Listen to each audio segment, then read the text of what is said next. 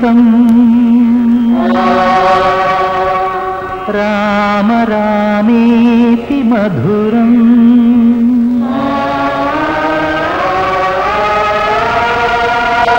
मधुराक्षरम्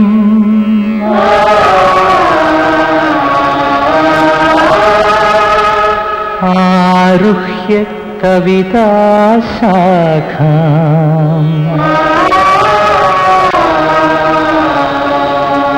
वन्दे वाल्मीकिकोकिलम्।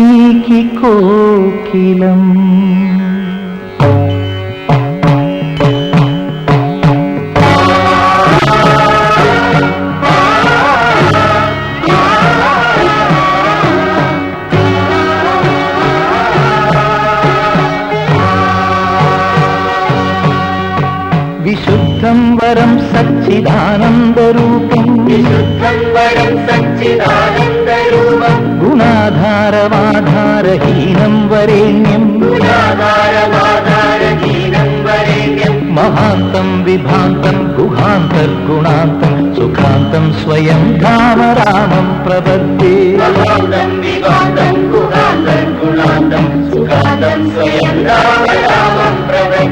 विशुद्धं वरं सच्चिदानन्दरूपं गुणाधारमाधारहीनं वरेण्यं महान्तं विभान्तं गुहान्तर्गुणान्तं सुखान्तं स्वयं धाम रामं प्रपद्ये।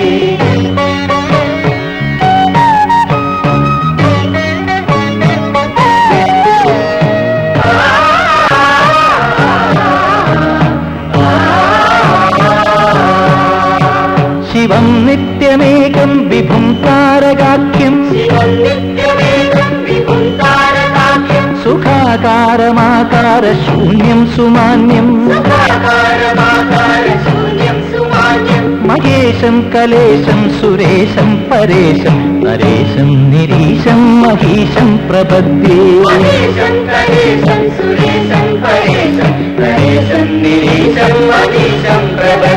शिवं नित्यमेकं विभुं तारकाख्यं सुखाकारमाकार शून्यं सुमान्यं महेशं कलेशं सुरेशं परेशं नरेशं निरीशं महीशं प्रपद्ये। विशुद्धं वरं सच्चिदानन्दरूपं गुणाधारमाधारहीनं वरेण्यं महान्तं विभान्तं गुहान्तर्गुणान्तं सुखान्तं स्वयं धाम रामं प्रपद्ये।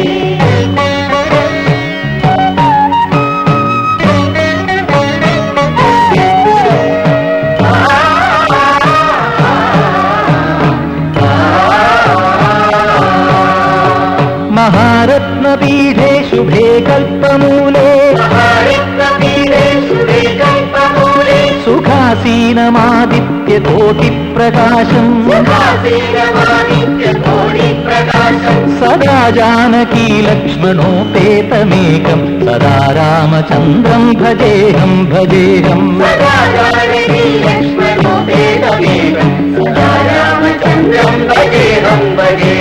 महारत्नपीठे शुभे कल्पमूले सुखासीनमादित्यकोटिप्रकाशम् सदा जानकी लक्ष्मणोपेतमेकं सदा रामचन्द्रं भजेऽहं भजेऽहम्। विशुद्धं वरं सच्चिदानन्दरूपं गुणाधारमाधारहीनं वरेण्यं महान्तं विभान्तं गुहान्तर्गुणान्तं सुखान्तं स्वयं धाम रामं प्रपद्ये। सुखान्तं स्वयं धाम रामं प्रपद्ये। सुखान्तं स्वयं धाम रामं प्रपद्ये।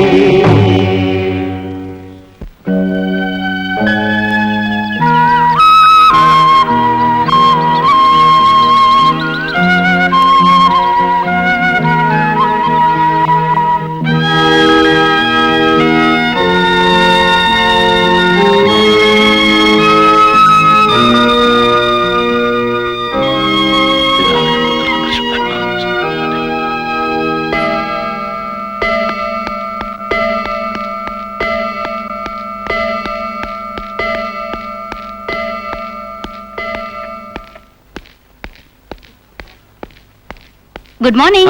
Good morning good morning. മണി 8 ആയല്ലോ. നിങ്ങൾക്ക് ട്യൂഷന് പോകണ്ടേ? ടീച്ചറിന് സുഖമില്ല, ജോണ്ടിസ്. അയ്യേ, എന്തൊരു സന്തോഷം. ജാൻസി മോളെ, നമുക്ക് ഇത്തവണയെങ്കിലും ഈ പ്രീ ഡിഗ്രി ഒന്ന് എഴുതി എടുക്കണ്ടായോ?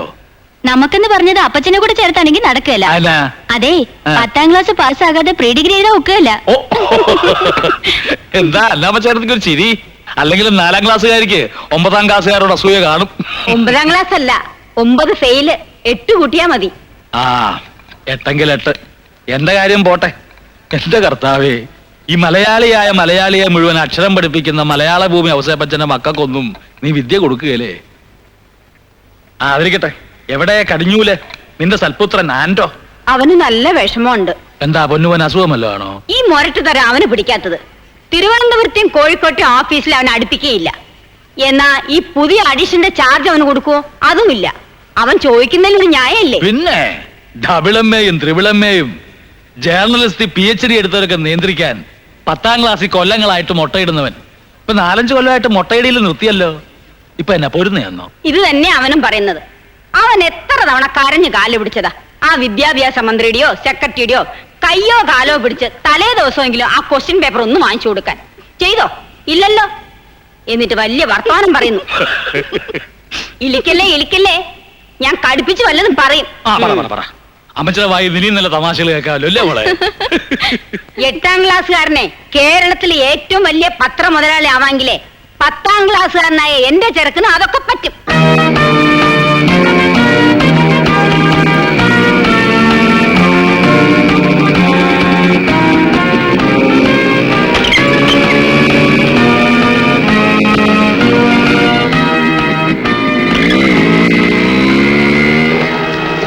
എന്താടേ പപ്പനാവാ, പത്രാധിപർ സാർ പോയില്ലേ?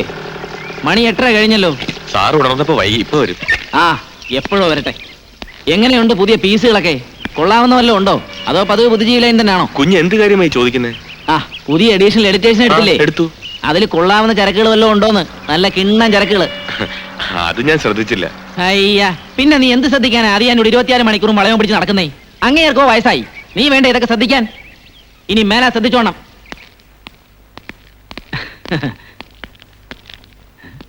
ചാച്ചൻ പോയില്ലായിരുന്നു? സാർ എവിടെയായിരുന്നു? ഹണ്ടിങ്. നല്ല സുന്ദരൻ 2 മൊയിലിനെ കിട്ടിയിട്ടുണ്ട്, എടുക്കട്ടെ? വേണ്ട, ഈ കാർപ്പറ്റൊക്കെ ചീത്തയാവും, വേണ്ട. അപ്പച്ചാ, ആ. അതിരപ്പള്ളിക്ക് അടുത്ത് വെച്ച് ഒരു ഫോറസ്റ്റ് ഗാർഡ് എന്നെ ഒന്ന് ക്ലിപ്പിട്ടു. ഞാൻ പിന്നെ അപ്പച്ചന്റെ പേര് പറഞ്ഞ് രക്ഷപ്പെട്ടു. ആ അതേതായാലും നന്നായി. ആ ഗാർഡിന്റെ പേര് ഓർമ്മയുണ്ടോ നിനക്ക്? അയ്യോ, ഞാൻ ചോദിച്ചില്ല.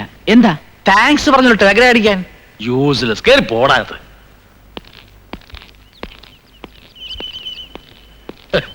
8 മണിക്ക് എനിക്ക് പോകണ്ടെന്ന് അറിയത്തില്ലേ? കുളിപ്പിക്കലും തുടക്കലും ഒക്കെ ഇപ്പോഴാണോ? ഞാൻ വണ്ടി തുടച്ചുകൊണ്ട് നിൽക്കായിരുന്നു, അപ്പോഴാണ് ആൻഡോ കുഞ്ഞു സംസാരിച്ചത്. ഓഹോ, എന്ത് സംസാരിച്ചു? ആഫീസിലെ കാര്യമായിരിക്കും. പുതിയ എഡിറ്റേഴ്സിന് ഇവിടെ കൊള്ളാവുന്ന പെമ്പിള്ളാരല്ലോ ഉണ്ടോന്നില്ലേ? അല്ല, പിന്നെ നല്ല കിണ്ണൻ ചരക്കുകളുണ്ടെന്നാ ചോദിച്ചത്. വണ്ടി ഇടോ.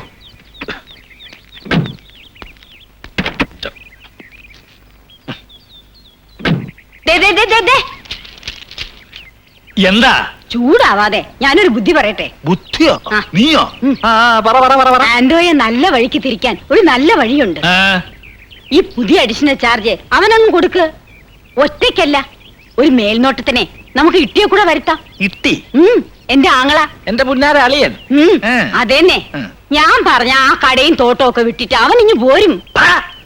തന്തയുണ്ടാക്കിയ മുതൽ തിന്നു മുടിക്കാൻ വേണ്ടി മാത്രം ജീവിക്കുന്ന ആ പരമയരപ്പാളിയെ ഞാൻ എന്റെ പഠിക്കാത്ത കരുതില്ല. ഈനാൻ ചാത്തിയെ നന്നാക്കാനായിട്ട് അവിടെ ഒരു മരപ്പട്ടിയുടെ കൂട്ടുമായിട്ട് ഇറങ്ങിയിരിക്കുന്നു. ഈ സൈസ് ബുദ്ധിന് തോന്നുമ്പോ നീ വേറൊരു സ്ഥലത്ത് പോയി ഉപദേശിക്കണം. എവിടെയാ? കുന്നംകുളം സെന്റ് ജോർജ് സിമിത്തേരിയില് എന്റെ അമ്മായിയപ്പൻ കിടപ്പുണ്ട്, അവിടെ. അപ്പൊ എന്റെ തന്തയ്ക്ക് പറഞ്ഞതാണല്ലേ? അതെ, വന്നിട.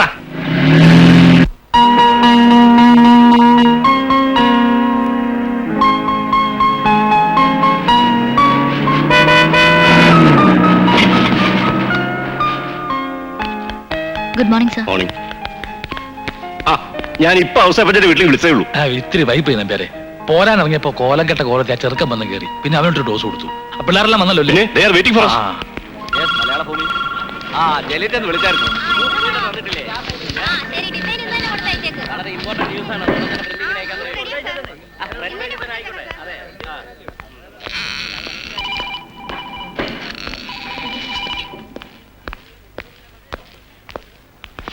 Good morning sir. Very good morning. ഇരിക്കൂ, പേരിരിക്കൂ. ജോലി തിരക്കുകൊണ്ട് നിങ്ങളെ ഒന്നും പരിചയപ്പെടാൻ കഴിഞ്ഞില്ല. So let us have a self introduction.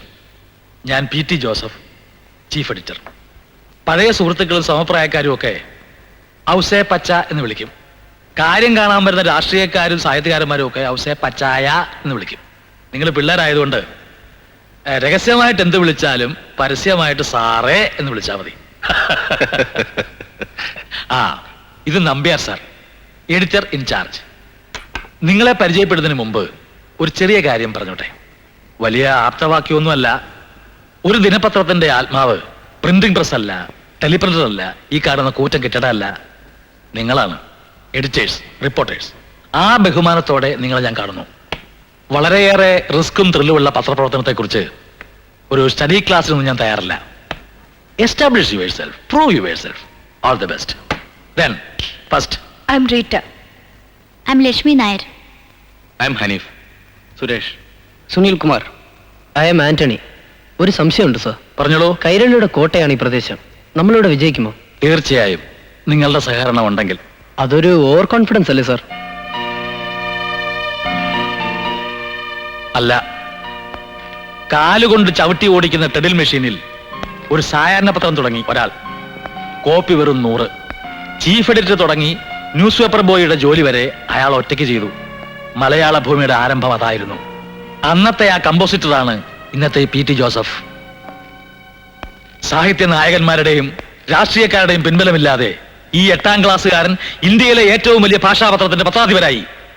ആ ചങ്കൂറ്റവും ആത്മവിശ്വാസവുമാണ് എന്റെ കൈമുതൽ. നമ്മൾ വിജയിക്കും. We will. എന്താ സംശയമുണ്ടോ? ഇല്ല സർ.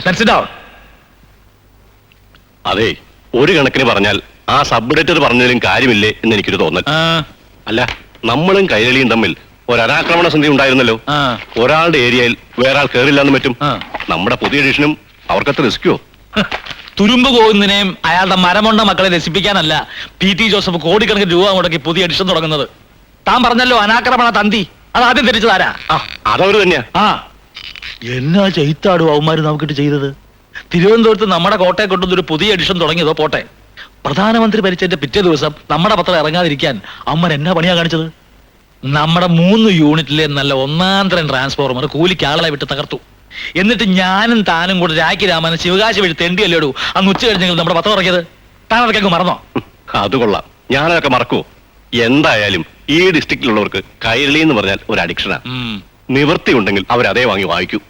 നിവൃത്തി ഇല്ലാതെ വന്നാലോ? എങ്ങനെ? 4 നേരം അരി മാത്രം തിന്ന് ജീവിച്ച മലയാളി 2ാം ലോക മഹായുദ്ധ കാലത്ത് ഗോതമ്പ് തിന്നത് എങ്ങനെയാ? അരിക്ക് ക്ഷാമം വന്നുകൊണ്ട്. അതുപോലെ കൈരളിക്ക് ക്ഷാമം വന്നാലോ? എങ്ങനെ ക്ഷാമം വരുത്തും? ഇൻകുലാബ്, തൊഴിലാളി സമരം. ഈ റഷ്യയിലും ചൈനയിലും പിന്നെ ഈ നാവില് പേര് വഴങ്ങാത്ത വേറെ ചില രാജ്യങ്ങളിലും അന്യം നിന്ന് പോയെങ്കിലും സോഷ്യലിസത്തിനും തൊഴിലാളി വർഗ സർവാധിപത്യത്തിനും ഇന്ത്യയിൽ ഇനിയും ഒരുപാട് സാധ്യതകളുണ്ട് തമ്പ്യാരെ. ഏത്?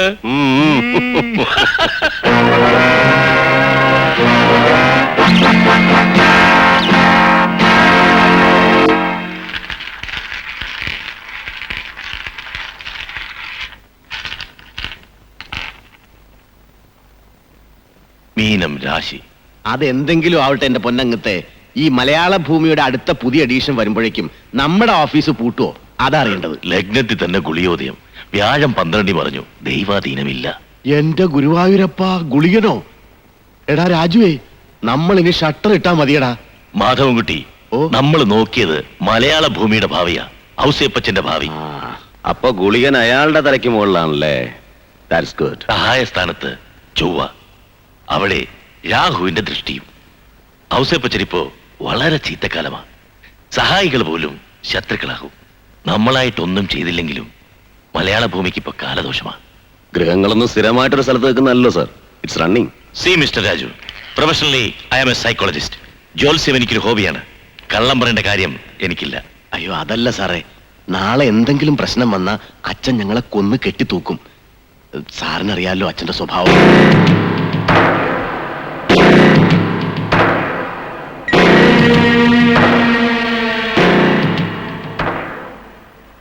മുതലാളി, മുഖം ഒന്ന് ചരിച്ച്.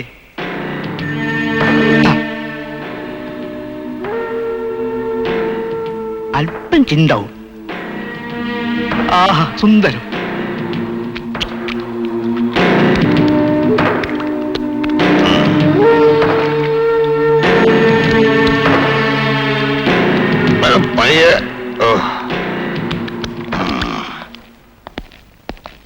ആഹാ കലക്കിയിട്ടുണ്ട്.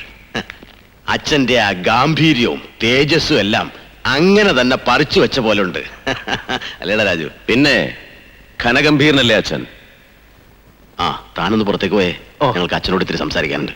മതിയടാ, കൊല്ലം കാലം ചായില്ലേ നീ പിടുത്തം തുടങ്ങിയിട്ട്. അച്ഛാ അത് എണ്ണ മാറ്റുവാ, വെരുമ്പുഴു ചേർത്തതാ. ഇത് നടുവേദനയ്ക്ക് ഒന്നാം തരവാ. ആനപ്പിണ്ടം ചേർത്തിട്ട് നടുവേദന പോയില്ല, പിന്നെ ആ വരുമ്പോഴു തൊലിയോ. എന്തോ ഈ പന്നികൾ ആരാടാ? മുതലാളി അത് ആരാണേലും ശരി, ഗെറ്റ് ഔട്ട്. അച്ഛാ ഇത് ഞങ്ങളാ. ഞാൻ മാധവൻ കുട്ടി, ഇവൻ രാജു. ആഹാ, നിങ്ങൾ എവിടെ ഉള്ള? ഓ, സ്വന്തം മക്കളെ ഐഡന്റിഫൈ ചെയ്യുന്നില്ലെന്ന് പറഞ്ഞാൽ ഭയങ്കര കഷ്ടം തന്നെയായിട്ടാ. മക്കളോ? എനിക്ക് മക്കളുണ്ടോ? ഉണ്ടോടാ തൊലിയ? ഓ, താനൊന്ന് പുറത്തേക്ക് കെട്ടിയെടുത്തേ, ഞങ്ങളൊന്ന് സംസാരിക്കട്ടെ. നീ അവിടെ ഇരിയടാ തൊലിയ. അവന് എന്തിനാ പറഞ്ഞയക്കുന്നത്? മക്കള്? ആ, മക്കളുണ്ട്. ചക്കക്കുരു പോലെ രണ്ടാം മക്കള്. മൂത്തവൻ മാധവൻ, ഇളയവനൊരു പിത്തക്കാരി രായു.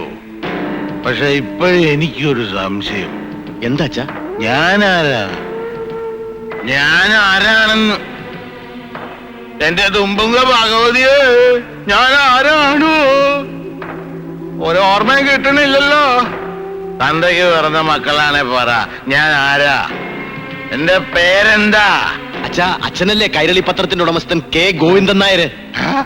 ഉയ്യോ, ഗോവിന്ദൻ നായർ അയല് വലിയ മുതലാളിയല്ലയോ? ഞാൻ അതല്ല. അച്ഛാ അച്ഛന്റെ ശരിയായിട്ടുള്ള പേരെന്താണെന്നറിയോ? അതല്ലടാ ഇത്രയും നേരം ഞാൻ ചോദിച്ചത്.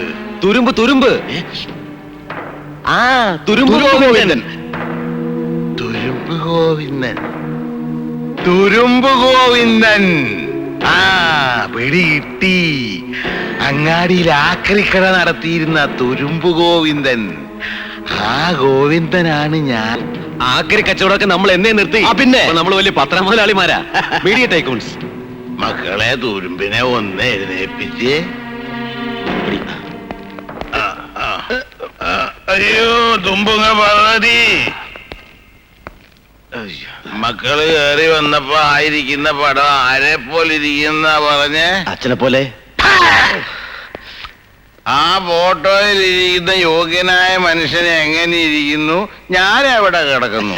അത് അച്ഛനായ കാലത്ത്. ആയ കാലത്ത് ഞാൻ ഇതിനേക്കാൾ വൃത്തികേടായിരുന്നു. നിനക്കൊന്നും ഓർമ്മ കാണത്തില്ല. ചത്തുപോയ നിന്റെയൊക്കെ തള്ളക്കറിയാം, അവളല്ലേ അനുഭവിച്ചത് മുഴുവനും. ഈ പടം എന്തിനാണെന്ന് അറിയാവോ? ഇല്ല. നിന്റെയൊക്കെ മക്കൾക്ക് വേണ്ടിട്ടാ. ഞാൻ ചത്ത് കെട്ടുപോയി കഴിയുമ്പോ എന്റെ ഒരു പടം എല്ലായിടത്തും കെട്ടി തൂക്കണ്ടേ? അത് വേണ്ടി വരും. ആ, അപ്പൊ ഈ കോലത്തി ഒരെണ്ണം കെട്ടി തൂക്കിയ അതുങ്ങൾക്ക് നാണക്കേടല്ലേടാ? അങ്ങനെ നാണക്കേടുള്ളവന്റെ കാല് ഞാൻ വെട്ടും. എനിക്ക് എന്റെ അച്ഛനാ വലുത്. നിനക്കോ? ആ എനിക്കും. പൊന്ന് പോലെയാ. മക്കളെ, തുരുമ്പിനെ സൂചിപ്പിക്കാടാ. നമ്മൾ പേടിച്ച പോലെ ഒന്നും ഇല്ലാന്ന് അച്ഛാ ആ ജോത്സ്യൻ തിരുമേനി പറഞ്ഞത്. ആ തിരുമേനി അങ്ങനെ പലതും പറയും. കഴിഞ്ഞ കർക്കിടകത്തിൽ ചൊവ്വ മാറുമ്പോ എന്റെ നടുവും നീരുമെന്നല്ലേ അത് ഞാൻ പറഞ്ഞത്. എന്നിട്ട് എന്തായി? നടുവും നീർന്നില്ലെന്ന് മാത്രമല്ല, ആകെ ഉണ്ടായിരുന്ന കാല് കളരുകയും ചെയ്തു. ഔസേപ്പ് പേശക, നമ്മുടെ കോട്ടയിൽ അവൻ കേറുന്നത് മൂന്നും കൽപ്പിച്ചോണ്ടാ. സൂക്ഷിച്ചോ, വളരെ സൂക്ഷിച്ചോ.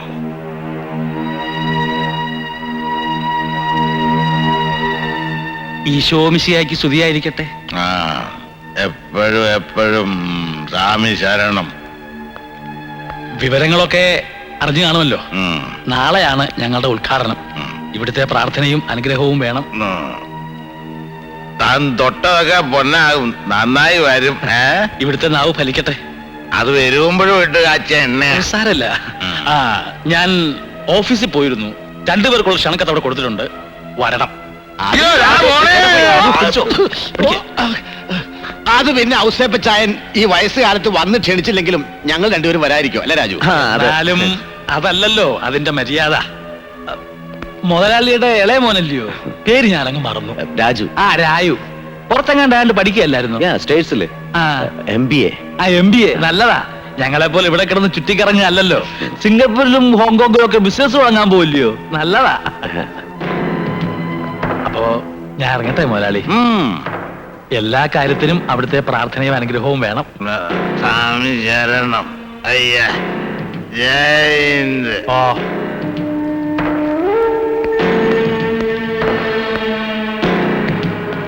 മുടിഞ്ഞ് നാരായണക്കല്ല് പിടിച്ച് ഓട്ടേക്ക് പോകുകയുള്ളടാ.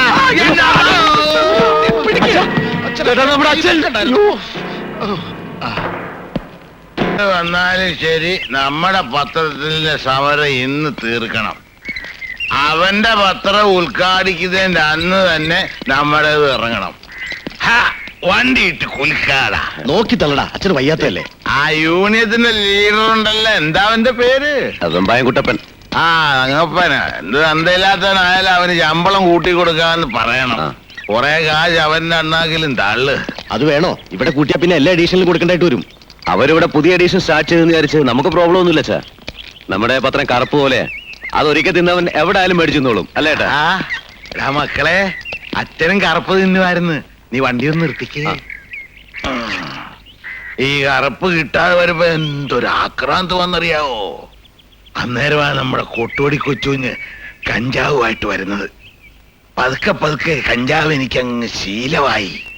ഇപ്പൊ കറുപ്പ് കണ്ട ഓക്കാനിക്കും. സംശയമുണ്ട്, നീ ഇത്തിരി കറുപ്പെടുത്ത് മണപ്പിച്ച് ഞാൻ ഓക്കാനിച്ച് കാണിച്ചു തരാം. എന്തിനാ മണപ്പിക്കുന്ന കറുപ്പെന്ന് ഉറക്കെ പറഞ്ഞാ മതി, ഞാൻ ഓക്കാനിക്കാം. കാണിക്കാം.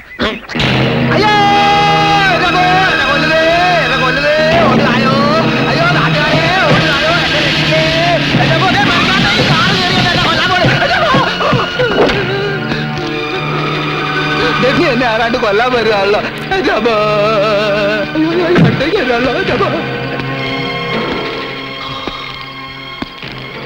സേപ്പിച്ചനായിരുന്നോ?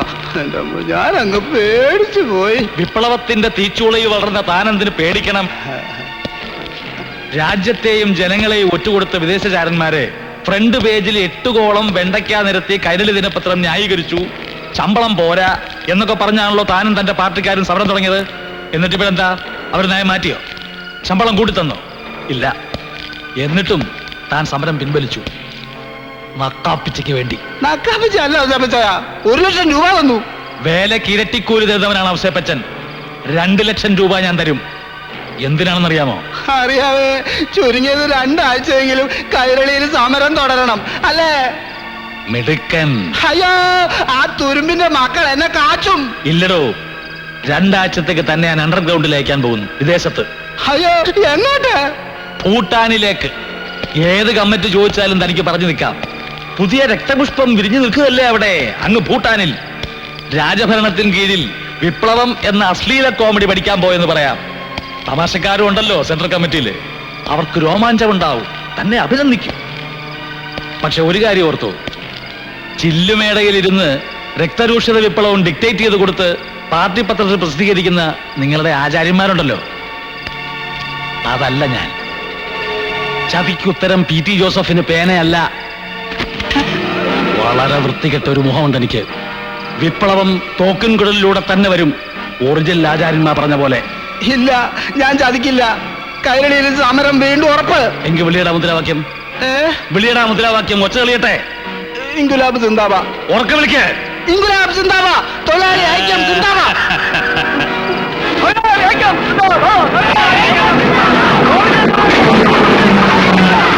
ആ ജ്യോത്സ്യം പറഞ്ഞത് നേരാ. ഔസേപ്പച്ചൻ ഇപ്പൊ കാലദോഷമാ. അല്ലെങ്കിൽ പിന്നെ എനിക്കിപ്പൊ ഇങ്ങനെ തോന്നണ്ട കാര്യമുണ്ടോ? എന്തൊക്കെ സമ്പാദിച്ചിട്ടെന്താ മനുഷ്യന്റെ ഒരു കാര്യേ. 6 അടി മണ്ണിന്റെ ജന്മി. തട്ടിക്കളയടാവനെ ഔസേപ്പനെ.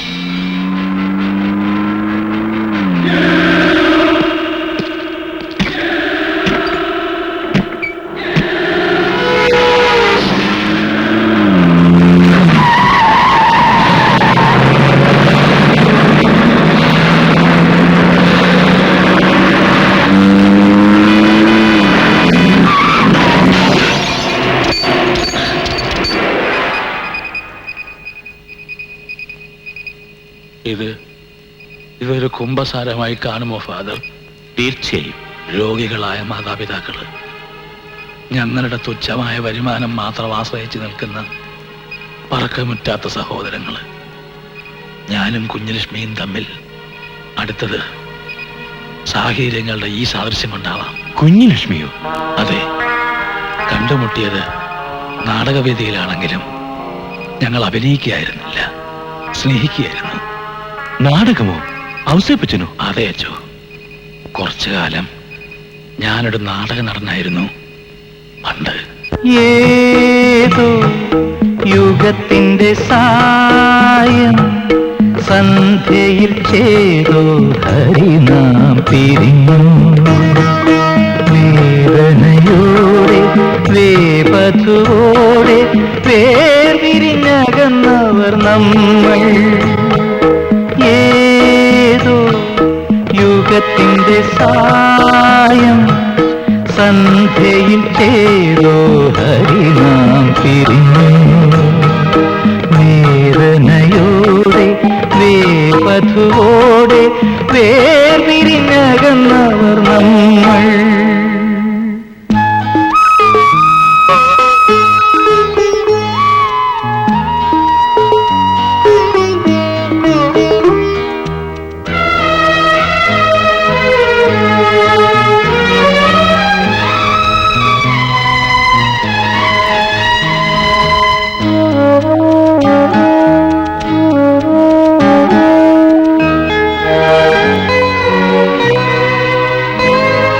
തളിർച്ചൂടും ശാഖിയിൽ കുയിലുകൾ പാടി തളരും സന്ധ്യകൾ തോറും. തളിർച്ചൂടും ശാഖിയിൽ കുയിലുകൾ പാടി തളരും സന്ധ്യകൾ തോറും.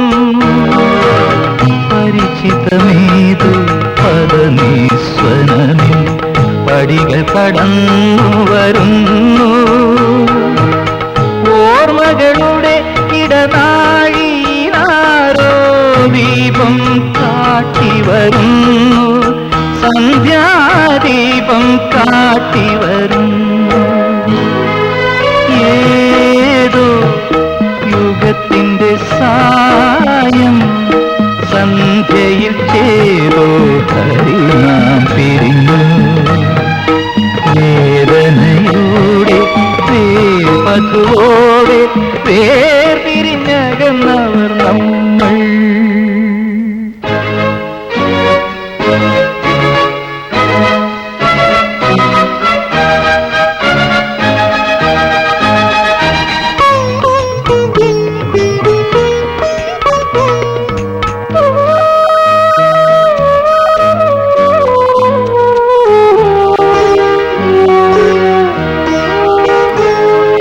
കതിച്ചൂടും പാടത്ത് കിളികളെ ആട്ടാൻ കമനിയെങ്ങു നിന്നെത്തി.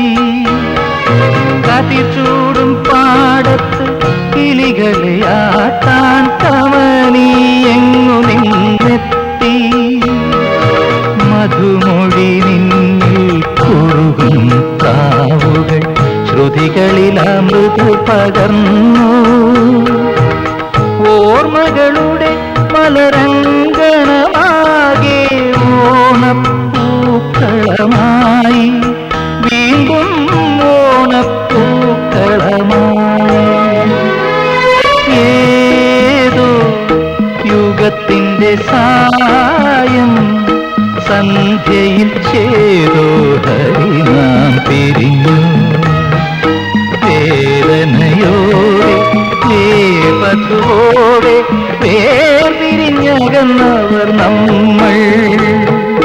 വേർപിരിഞ്ഞകന്നവർ നമ്മൾ. ഒരുപാട് സ്വപ്നങ്ങളുണ്ടായിരുന്നു ഞങ്ങൾക്ക്. നാടക ട്രൂപ്പ് വളരും, ശമ്പളം വർദ്ധിക്കും, സിനിമ എന്നൊരു പുതിയ കലാരൂപം മലയാളത്തിൽ പച്ച പിടിച്ചു വരുന്നു, അവിടെയും അവസരം ലഭിക്കും. എല്ലാം സ്വപ്നങ്ങൾ മാത്രമായിരുന്നു.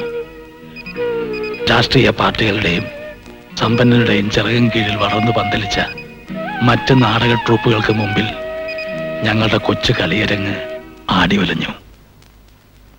ഒരു കുഞ്ഞിപ്പാലു, അദ്ദേഹമായിരുന്നു ഞങ്ങളുടെ നാടക മുതലാളി. എന്റെ പെമ്പറോത്ര കരുത്തെ കിടന്ന 3.5 പവനത്തിന്റെ പിന്നുമാല, അവക്കടെ കാതി കിടന്ന 1.25 പവനത്തിന്റെ കുണുക്ക് മേക്കാമുദ്രേ, അവക്കടൊപ്പം ശ്രീധരായിട്ട് എന്ന ഈട്ടിയുടെ കട്ടിലെ തേക്കിന്റെ അലമാര വിറ്റു. എന്നിട്ടും തികഞ്ഞിട്ട് എന്റെ അപ്പനോട് ഞാൻ പിടിച്ചു പറിച്ചു വാങ്ങിയ 10 സെന്റ് ഭൂമി, ആ ഭൂമി കോഴിക്കത്തടാന് പണയം പറ്റിട്ടാ ഈ നാടകമ്പനി തുടങ്ങി. എന്നിട്ട് ഇപ്പൊ എന്തായി? ഒറ്റ ബുക്കിംഗ് ഇല്ല. ഞാനും എന്റെ പെമ്പറോത്തി മക്കളും ഞൊട്ടിയോ? പറയണ നീ ഞൊട്ടിയോ? മുതലാളി, വെറും കച്ചവടമായിട്ട് നാടകം പോലെ കലാരൂപത്തെ കാണരുത്. അത് കാണാൻ പാടില്ലല്ലോ. ഈ ഘട്ടത്തിൽ നമ്മളൊന്ന് പിടിച്ചു നിന്നാൽ രക്ഷപ്പെടുമെന്ന് എനിക്ക് ഉറപ്പുണ്ട്. എനിക്ക് ഉറപ്പില്ല, ഇത് പൂട്ടും. കുഞ്ഞലക്ഷ്മി വിഷമിക്കുന്ന മാതിരി ഒന്നുമില്ല. നാടക ട്രൂപ്പ് ഇത് മാത്രമല്ലല്ലോ, നമുക്ക് മറ്റുള്ളിടത്തും ശ്രമിക്കാം. ഇനി ശ്രമിച്ചിട്ട് എന്തിനാ?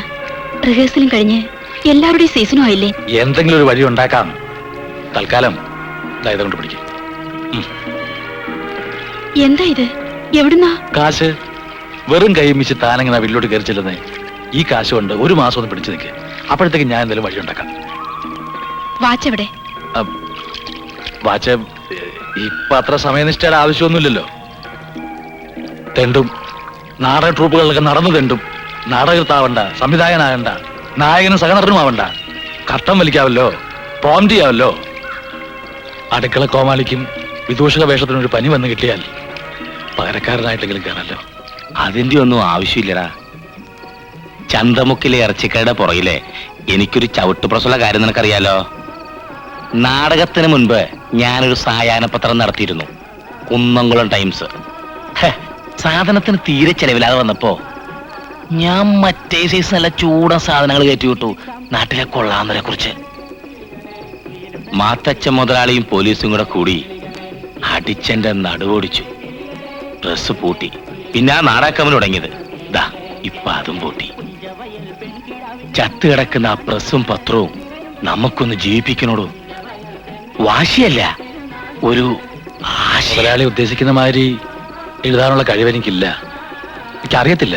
മറ്റേ സൈസ് അല്ലടോ, നല്ല പത്രം. ഇന്നത്തെ വമ്പൻ പത്രങ്ങളോട് മത്സരിച്ച് അതൊന്നും വിജയിക്കത്തില്ല മുതലാളി. താൻ വിജയിക്കോടോ. ഞാൻ തോറ്റത് എന്റെ വിവരക്കേടുകൊണ്ടല്ലേ. താൻ അങ്ങനെ അല്ലാലോ, അക്ഷരം അറിയാവുന്നവനല്ലേ. വയസ്സായടോ. ഇരി. മലപ്പുറത്തുനിന്ന് നാടകം കളിച്ചപ്പോ ഉണ്ടായ നെഞ്ചുവേദന വായുവിലക്കൊന്നും അല്ലായിരുന്നേ. ഹാർട്ടെന്നോ അറ്റാക്കെന്നോ ഒക്കെ പറയും. ഇനി ഒരെണ്ണം കൂടി വന്നാല് ഈ കുഞ്ഞിപ്പാലും ഇല്ല. വെല്ലൂരിലും മദ്രാസിലും ഒക്കെ പോയാല് ചികിത്സ ഉണ്ടെന്നാ പറയുന്നേ. കൊച്ചിങ്ങ കരി വാങ്ങിക്കാൻ നിവൃത്തിയില്ലാത്ത മുതലാളി വിചാരിച്ചാലേ അതൊക്കെ നടക്കോളൂ. ഇട്ടിക്കുരുവിന്റെ കാര്യം ആലോചിച്ചാ എനിക്ക് വിഷമമൊന്നുമില്ല. ചെറുതാണെങ്കിലും എടുത്തെറിഞ്ഞ പണം കൊണ്ട് ഞാൻ പൊങ്ങും. ഇപ്പൊ സിനിമാ തിയേറ്ററിൽ പോയിരിക്കുക പാട്ടുപുസ്തകം കടലേ വിൽക്കാൻ. അവന്റെ ഇര അവൻ തേടിക്കോളും. എന്റെ അന്നാമ്മയ്ക്കിപ്പോ വയസ്സ് 18 കഴിഞ്ഞു. ചവിട്ട് പ്രസ് മാത്രമല്ലടോ, തട്ടിപ്പോണതിന് മുമ്പ് എന്റെ അന്നാമ്മയെ കൂടി എനിക്ക് തന്നെ ഏൽപ്പിക്കണം. ചതിയനാണ് ഞാൻ. തുരുമ്പിച്ച ഒരു ചവിട്ട് പ്രസും അക്ഷരം തെളിയാത്ത 50 കിലോ അച്ഛൻ കണ്ടപ്പോ കുഞ്ഞുലക്ഷ്മിയെ ഞാൻ മറന്നു. ഗർഭിണിയായ എന്റെ കുഞ്ഞുലക്ഷ്മിയെ ഞാൻ ചതിച്ചു.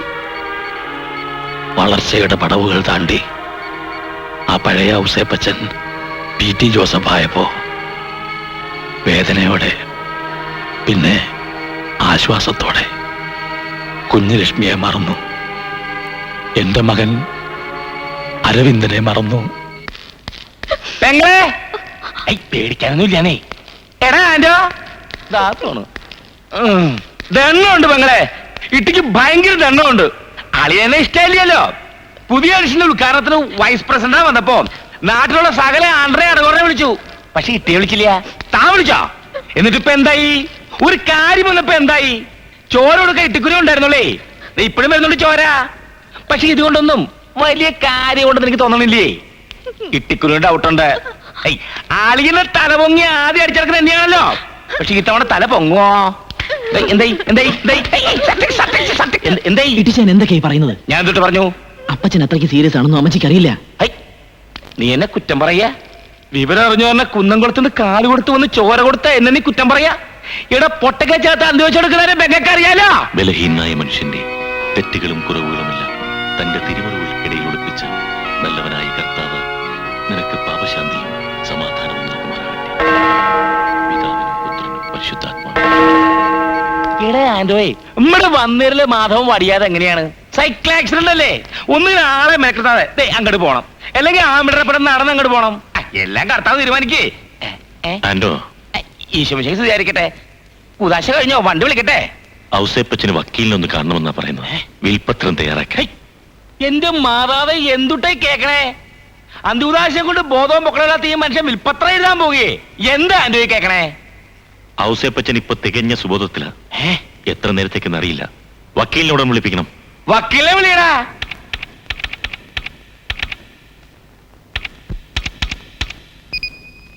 ഔസേപ്പച്ച,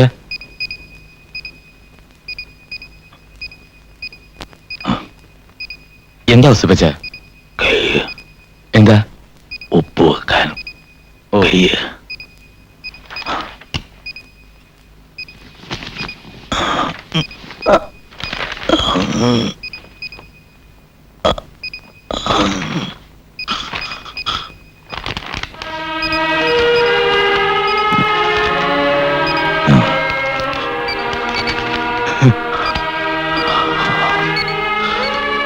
Finished.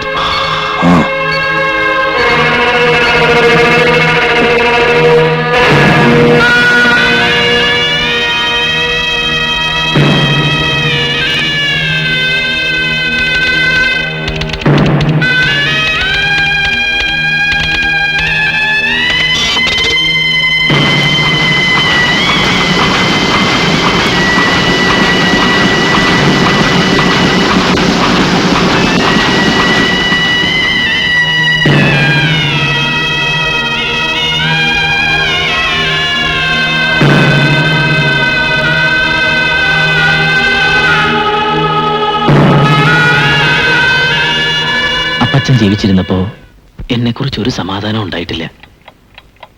ഒന്ന് ക്ഷമ പറയാൻ കൂടെ കഴിഞ്ഞില്ല. അതൊന്നും ഓർത്ത് നീ മനസ്സ് വിഷമിക്കണ്ട കേട്ടോ. ഏഴരത്തിന് നീ ഒന്ന് കുംസാരിച്ചേളാ. ഒന്ന് കുർബാന കേൾക്കണ്ടുള്ളൂ. ചാച്ചന്റെ ആത്മാവ് നിന്നോട് പോറും. ഔസേപ്പച്ചൻ എന്തിനാ ആ വിൽപ്പത്രം എഴുതിയേ? എനിക്കറിയില്ല. എടാ ആൻഡോയെ, അതിലൊരു പോയിന്റ് കേട്ടോ. സംഗതി ആർക്കൊക്കെ എന്തൊക്കെ എഴുതി വെച്ചിരിക്കുന്നെന്ന് നമുക്ക് വക്കീലോടൊന്ന് ചോദിച്ചാലോടാ. ചാച്ചന്റെ കല്ലറയിലെ മണ്ണുണങ്ങിയില്ല. അതിനു മുമ്പ് ആ വിൽപത്രത്തിന്റെ കാര്യം അന്വേഷിക്കുന്നത്. മക്കളായിട്ട് ഞാനും ജാൻസിയും മാത്രമല്ലേ ഉള്ളൂ വിട്ടിച്ചായ.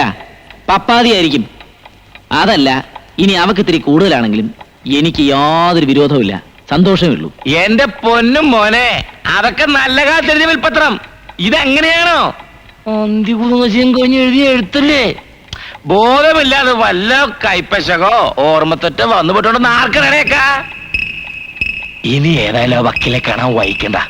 നിങ്ങൾ എത്ര നിർബന്ധിച്ചാലും ശരി, ആ വിൽപത്രം റിവീൽ ചെയ്യാൻ എനിക്ക് ബുദ്ധിമുട്ടുണ്ട്.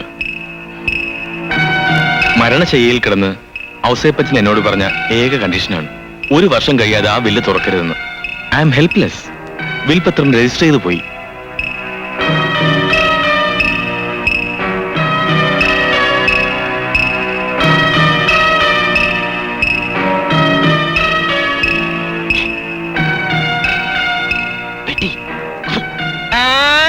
പെട്ടി തെളിച്ചങ്ങട് പറ.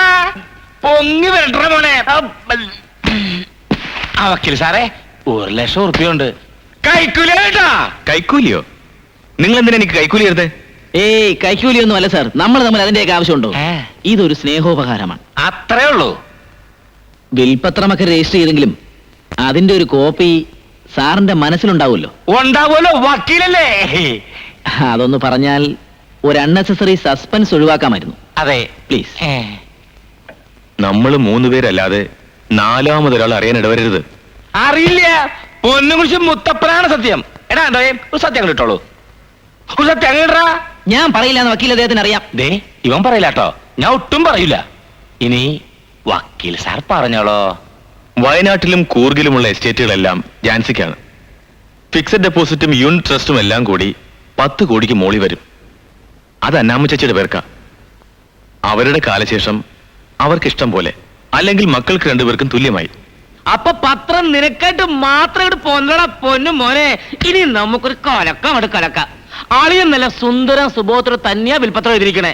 ഞാൻ വെറുതെ സംശയിച്ചാലും മാതാവേ. അപ്പൊ പത്രത്തിന്റെ ചാർജ് നാളെ മുതൽ ഞാൻ ഏറ്റെടുക്കുന്നതിൽ നിയമ തടസ്സമൊന്നുമില്ലല്ലോ? എന്തുട്ട് തേങ്ങയ്ക്ക് ഒരു തടസ്സവും ഇല്ല. ഇല്ലേ? തടസ്സമുണ്ട്. മലയാള ഭൂമിയുടെ പാതി അവകാശമേ ആന്റയ്ക്കുള്ളൂ. അപ്പൊ മറ്റേ പാവിയോ? അരവിന്ദന്റെ. ഏതാണ് ഈ അരവിന്ദൻ? ഔസേപ്പച്ചന്റെ മൂത്ത മകൻ. കുഞ്ഞിലക്ഷ്മിയിൽ ഔസേപ്പച്ചനുണ്ടായ മകൻ. മരിച്ചുപോയ എന്റെ പുന്നാര അളിയനെ കുറിച്ച് പോക്കൃത്തരം പറഞ്ഞോളാ. പരട്ട വക്കീല് വെച്ച് പൂശിക്കണ കേട്ടാ. നിനക്ക് നിന്റെ തന്റെ കുറിച്ച് അറിയോ? ഇടിക്കുന്ന കേട്ടോ.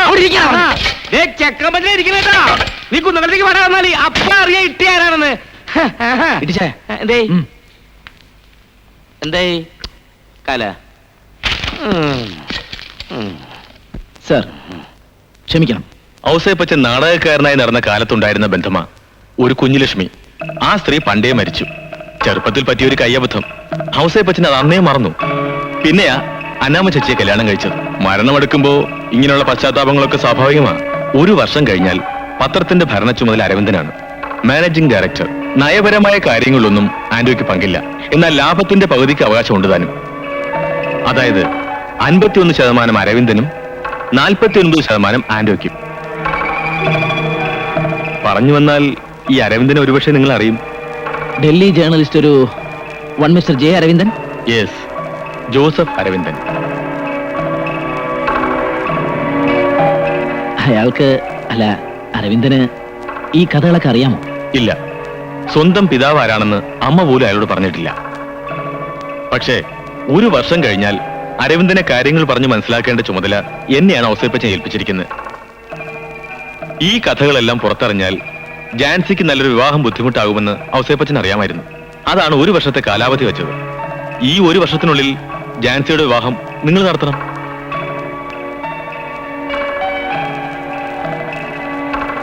ഇട്ടിച്ചായ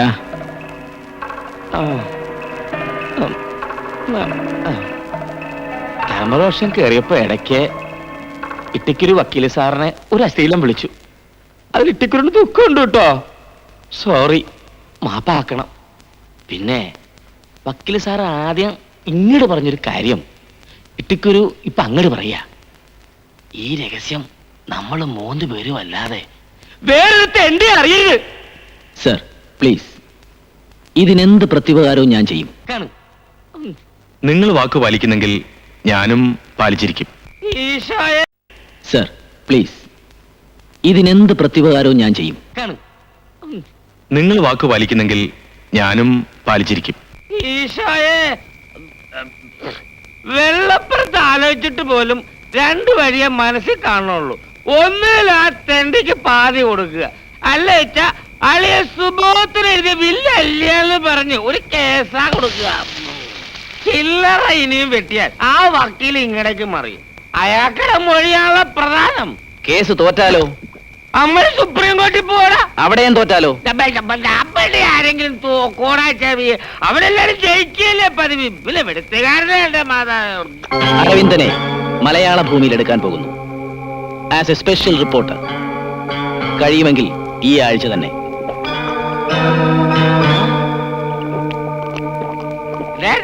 നിർത്ത്. നീ ഇപ്പൊ എത്ര അടിച്ച് ചുമ്മാ ഓവറായിട്ട് അടിച്ച് കണാകുണ പറയാനല്ല. നമ്മുടെ ഭർത്താവ് ഈ വക സാധന സാമഗ്രികൾ ഭൂമി സൃഷ്ടിച്ചിരിക്കണേ. ബുദ്ധി അളിയാനാ. എടാ, നമ്മുടെ കാനായിലെ കല്യാണത്തിന് വെറും സിമ്പിൾ പച്ചവെള്ളം ബീഞ്ഞാക്കിയ കഥ നീ കാറ്റഗീസ് ക്ലാസ്സിൽ പഠിച്ചിട്ടില്ലേടാ എന്റെ അപ്പ. എന്റെ കർത്താവേ, അന്ന് എത്ര കന്നാസ ഉണ്ടാക്കിയിരിക്കണേ. അതിൽ നിന്നൊരു 100 മില്ലി അടിക്കാനുള്ള യോഗം എനിക്കില്ലാണ്ടായിപ്പോയല്ലോ പിതാവേ. വേട്ടക്കാരനായി നടന്നത് കാട്ടുകോഴിയെ മുയലിനെയും വെടിവെക്കാൻ വേണ്ടി മാത്രമല്ല, ബുദ്ധി തെളിയാനും കൂടെയാ. ഒരു വെടിക്ക് 2 പക്ഷിയെ വീഴ്ത്തുന്ന ടെക്നിക്കുണ്ട്. അതും എനിക്കറിയാം. വിളിച്ചു വരുത്തി വെടിവെച്ച് കൊല്ലേ. പൊന്നു മോനെ ആന്റപ്പ, കാലക്കേടിന്റെ കാല. അകത്ത് പോയ അമ്മക്ക് ഭാഗ്യമുണ്ടെങ്കിൽ ഒന്നെനിക്കുറപ്പാ, ചാച്ചന്റെ കാർ അപകടത്തിന് പിന്നിൽ കൈരളിയുടെ കൈകളുണ്ട്. അതുറപ്പാ. മോളാണല്ലോ. പക്ഷെങ്കിൽ ആദ്യം ഇതും തമ്മിൽ എന്തിട്ടാടാ ബന്ധം? ബന്ധപ്പെടുത്തണം. ഇന്ത്യയിലെ നല്ല ലോകത്തിലെ ഒരു പത്രവും കൊടുക്കാത്ത സാലറി കൊടുത്ത് അരവിന്ദനെ നമ്മൾ ഇവിടെ വരുത്തുന്നു. കള്ളക്കടത്ത് തുടങ്ങി രാജ്യദ്രോഹം വരെയുള്ള കൈരളിയുടെ കള്ളക്കളികൾക്കെതിരെ ഒരു ലേഖന പരമ്പര നമ്മൾ തുടങ്ങുന്നു. അരവിന്ദൻ അത് എഴുതുന്നു. മർമ്മത്ത് കുത്തുമ്പോ കൈരളിക്ക് വേദനിക്കും. അവർ അരവിന്ദനെതിരെ തിരിയും. അപ്പച്ചനെ കൊല്ലാൻ മടിക്കാത്ത തുരുമ്പ് ഗോവിന്ദൻ ഈ പീർ അരവിന്ദനെ വെറുതെ വിടുവോ? നീ പറയണത് നടക്കുകയാണെങ്കിൽ തുരുമ്പിന്റെ ഒരു സ്വഭാവ ഗുണം വെച്ച് തുരുമ്പ് അരവിന്ദനെ കാച്ചും. ഇനി അവരതിന് മടിച്ചാൽ അരവിന്ദന്റെ കൊലപാതകം നമ്മൾ തന്നെ ചെയ്യുന്നു. അതായത് ചെയ്യിക്കുന്നു. സ്വാഭാവികമായും സംശയദൃഷ്ടി കൈരളിയുടെ നേർക്ക് തന്നെ ആയിരിക്കും. ആയിരിക്കുമല്ലോ. ശത്രു സംഹാരം, പ്രതികാരം രണ്ടിനും കൂടി വെടി ഒന്ന് മതി. നീ ഒന്ന് വെച്ചാൽ മതിരാവേ. പക്ഷേ അരവിന്ദ് എന്ന് പറയുന്ന കണ്ണാടി ഡൽഹിയിലും കാണല്ലേ, അവനിപ്പോ എങ്ങനെയെങ്കിലും കെട്ടിയെടുക്കുക. അയാളിപ്പോ ഡൽഹിയിലൊന്നുമില്ല. പിന്നെ എങ്ങനെ പോയേ? ഏതോ ഒരു കേന്ദ്രമന്ത്രിയുടെ അഴിമതിയെ കുറിച്ച് എഴുതിയതിന് പത്രക്കാരവനെ തൂക്കിയെടുത്ത് പുറത്തു കളഞ്ഞു. ദൈവാനുഗ്രഹം കേട്ടോ. അവനിപ്പോ ഡൽഹിയിലെ കവരെ കൂടെ തെണ്ടി തിരിഞ്ഞ് കിടക്കല്ലേ, ഹിന്ദി പാട്ടും പാടിക്കൊണ്ട്. ചോദനമേ ചോദന ആച്ചാമിയോ. എടാ നമ്മളിപ്പോ ഒരു പിയൂണില് പണി കൊടുത്തില്ല, അവൻ ഇങ്ങോട്ട് പോരുവാടാ. വല്ലതും ഞള്ളാവല്ലോ. ഇട്ടിച്ചായൻ അരവിന്ദനെ ഒരുപാട് അണ്ടർ എസ്റ്റിമേറ്റ് ചെയ്തു. അങ്ങനെ എളുപ്പത്തിൽ ഒതുങ്ങുന്നവനല്ല അരവിന്ദൻ.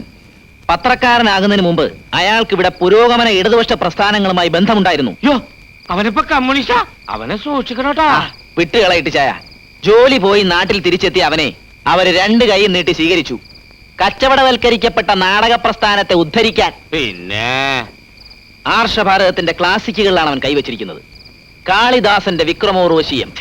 വൃത്തികെട്ടവൻ കാളിദാസൻ. യോ ഇനി സംശയിക്കണോ? അവൻ നിന്റെ അപ്പന്റെ മോൻ തന്നെ. ഇമ്മടെ ഔസേപ്പച്ചൻ നാടകത്തിൽ നിന്ന് പത്രത്തിലോട്ട്, ഇവൻ പത്രത്തിൽ നിന്ന് നാടകത്തിലോട്ട്. ആൻഡോയെ എനിക്കെന്തോ ചെറിയൊരു പേടിയുണ്ട് കേട്ടോ. പേടിക്കണ്ട. അപ്പച്ചന്റെ സീമന്തപുത്രനെ, എന്റെ ചേട്ടനെ അവൻ അറിയാതൊന്ന് കണ്ടു കളയാം. അഗ്രജനെ.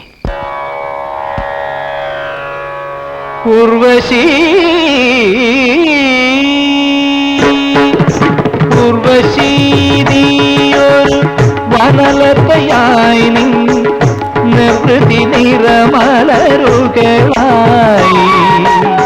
സഖി നിൻമണിമയ നൂപുരമൃദുരവ മുഖരിതമാവുക മമ ഹൃദയം കാന്തം തരളം മമ ഹൃദയം. ഉർവശീനിയൊരു വനലതയായി നിർവൃതി നിറമലരുകളായി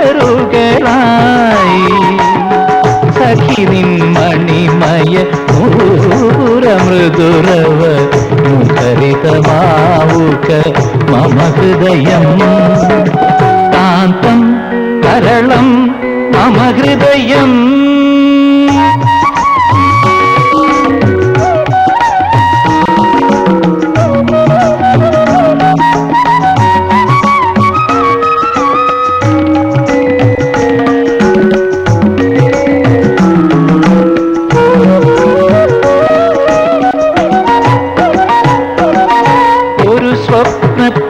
മയങ്ങി ഉണർന്നതുപോലെ ഒരു നാൾ വീണ്ടും നീയൻ അരികിൽ വരില്ലേ? ഈ വനവല്ലി നിന്നും നീ ഉണരില്ലേ? പാവനമേ ഗിരിസാനുവിൽ നിറനിലാവു പെയ്തു വരില്ലേ? നിറനിലാവു പെയ്തു വരില്ലേ? വരില്ലേ?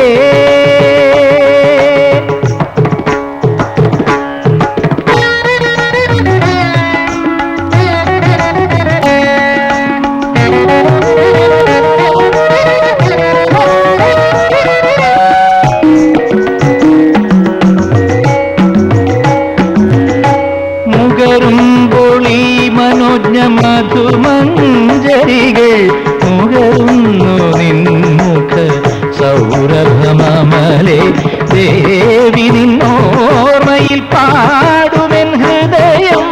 രാവും പകലും ജനിയും ഹൃതിയും കടന്നു പോമീ വഴിയിൽ, കടന്നു പോമീ വഴിയിൽ. വഴിയിൽ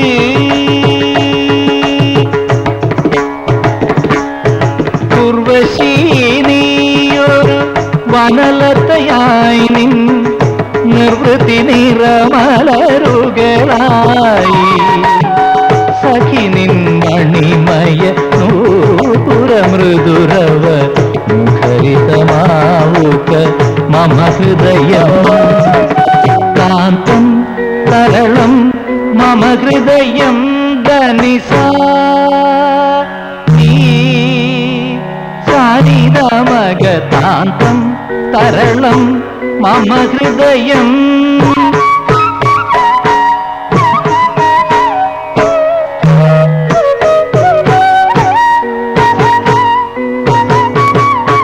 ധനി സരി സസ നിനി നീ ദദ മദനി സനി നീ ദദ മമ മഗരി സരിഗതാന്തം തരളം മമ ഹൃദയം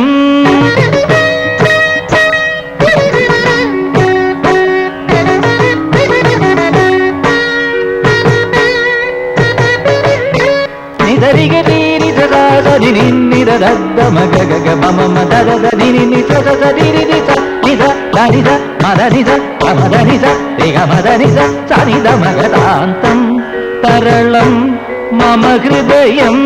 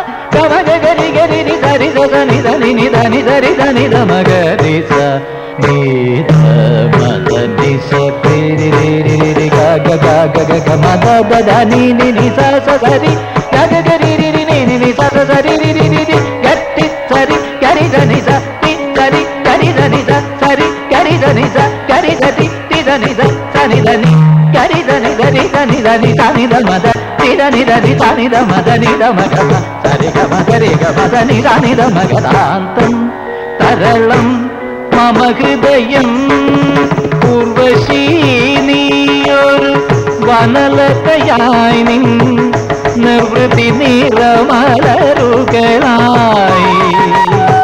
സഖി നിൻ മണിമയ നൂപുരമൃദുരവ മുഖരിതമാവുക മമ ഹൃദയം കാന്തം തരളം മമ ഹൃദയം ഉർവശി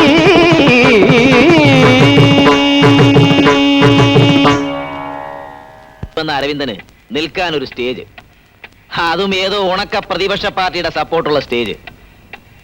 ആ സ്റ്റേജിന് ബലമില്ല ഇട്ടിച്ചായ. ഒന്ന് പോടാപ്പാ, ആ പെണ്ണുങ്ങൾ ചാടി കളിച്ചിട്ടേ സ്റ്റേജ് പൊളിച്ചില്ലല്ലോ.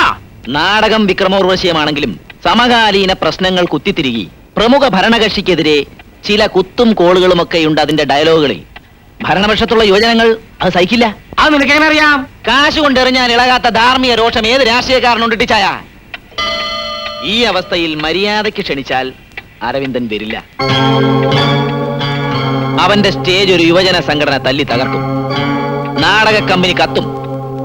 നിസ്സഹായനായി പെരുവഴിയിലേക്ക് ഇറങ്ങുന്ന അരവിന്ദനെ നമ്മൾ രണ്ട് കൈയും നീട്ടി സ്വീകരിക്കും.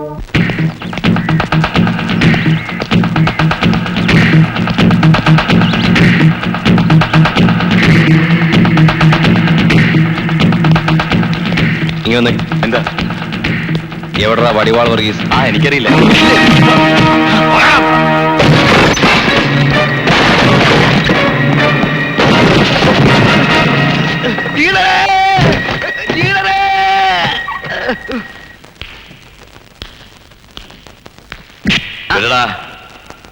ഓ വടിവാൾ, അതെ. ആരടാ നീ? ഞാൻ അരവിന്ദൻ, നീ തകർത്ത ഡ്രാമ ട്രൂപ്പിന്റെ ഡയറക്ടർ. എവിടാ നിന്റെ വടിവാൾ? ഇതാണോ നിന്റെ വടിവാൾ? ഇത് കൊച്ചു പിച്ചാത്തി. ഇത് പാവപ്പെട്ട നാടകക്കാർക്ക് പറ്റും. പക്ഷേ എനിക്കിത് പോരല്ലോ പറയിച്ച.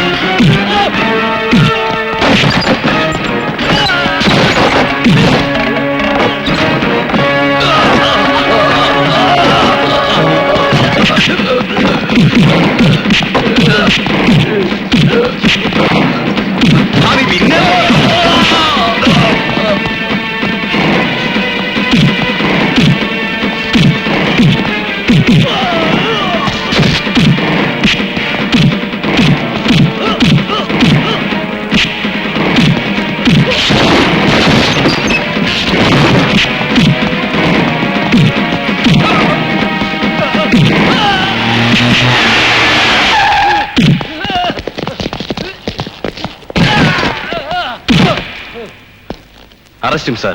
He's a criminal. No, you are under arrest. Aravinda, 2 visitors ഉണ്ട്. ആരാ? പത്രക്കാരാ? എനിക്കൊരു പത്രക്കാരനും കാണണ്ട. വലിയ പത്രത്തിൽ നിന്നാണോ? കാണണ്ടെന്ന് പറഞ്ഞില്ലേ? മലയാള ഭൂമിനാ. തുറക്ക്.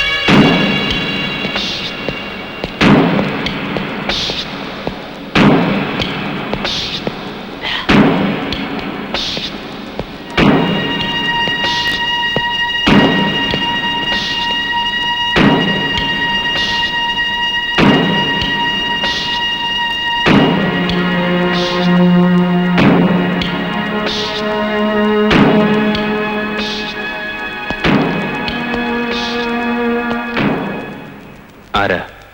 ആൻഡോ, മരിച്ചുപോയ PT ജോസഫിന്റെ മകൻ.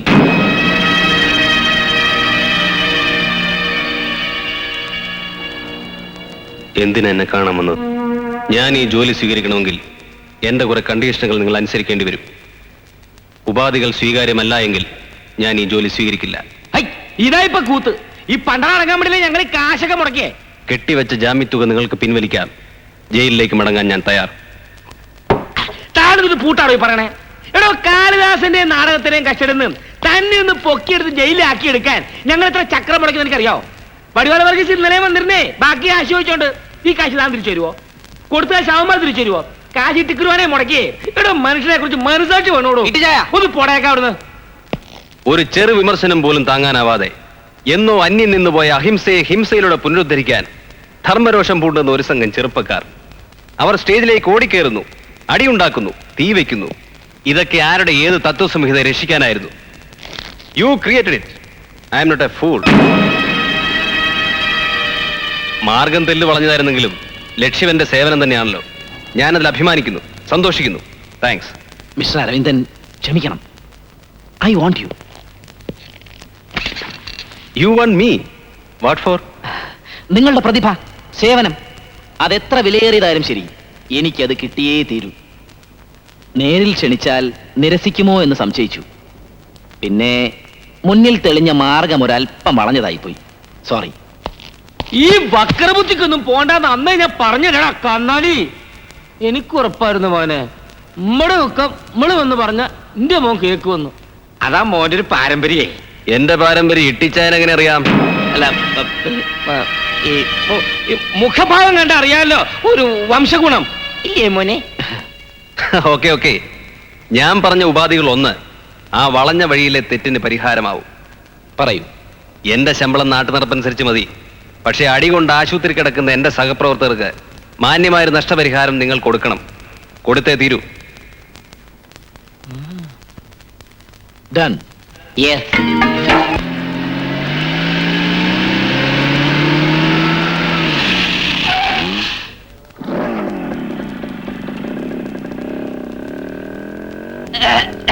Aravindan, come on.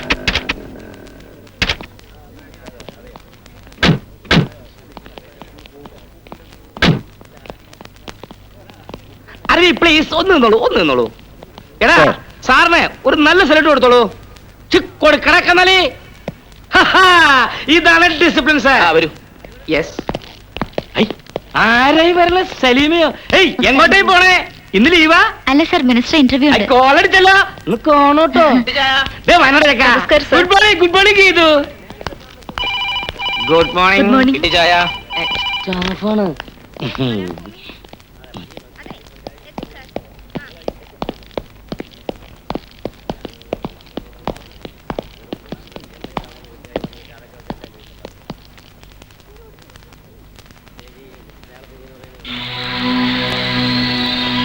Please.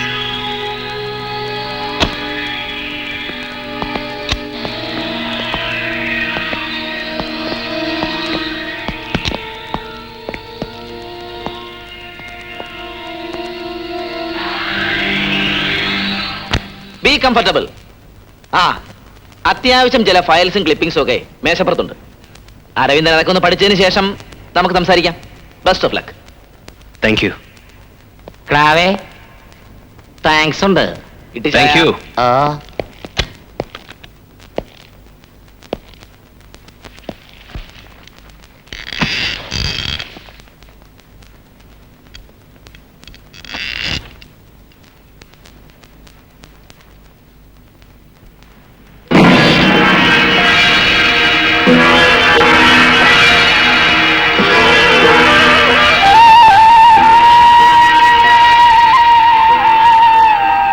Special room ഗോഡം ബോർഡ് ആരുടെ കലക്ടറോ?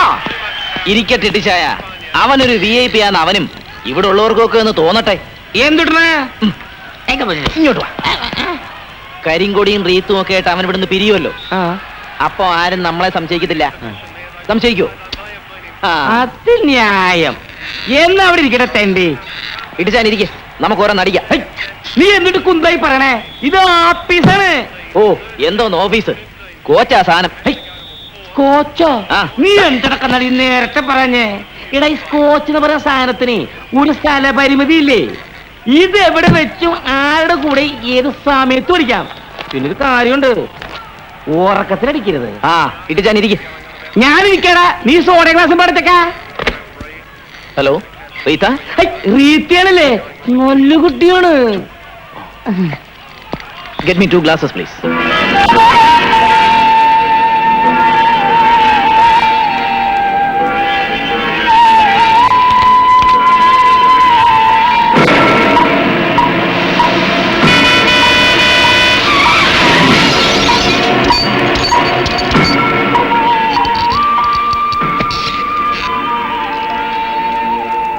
ഈ എഡീഷൻ തുടങ്ങിയത് തന്നെ കൈരളിയുടെ മർമ്മത്തടിച്ചുകൊണ്ടായിരുന്നു.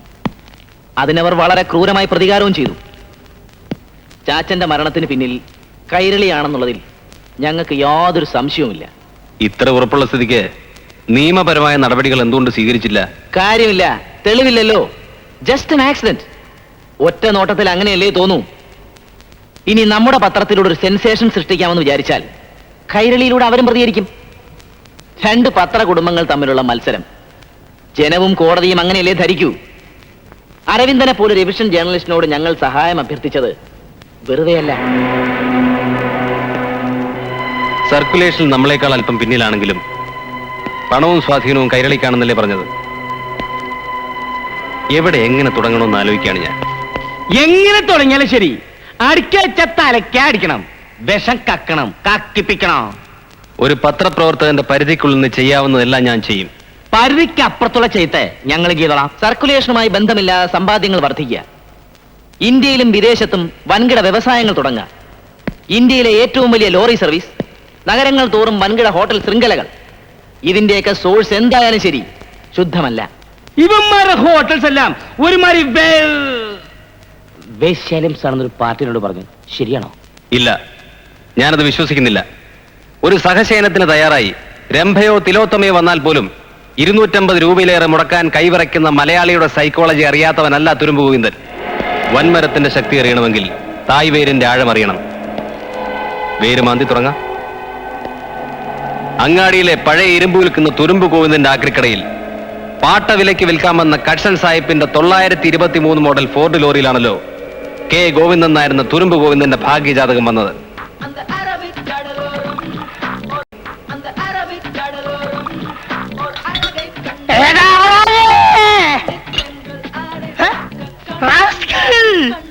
ശല്യം എന്റെ തലി കുണം ഞാൻ കാണിക്കുന്നതിന് മുൻപ്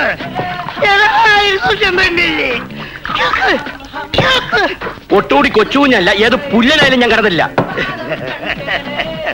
അതിനാര് കടം ചോദിച്ചു മാന്? കൊച്ചു കുഞ്ഞേട്ട ഓസല്ലേ ചോദിച്ചത്, ഓസ് പിറി. കൊച്ചുകുഞ്ഞേട്ടോ എന്തോ? കൊച്ചുകുഞ്ഞേട്ടൻ പോ. എന്നാ എന്റെ വയറ്റി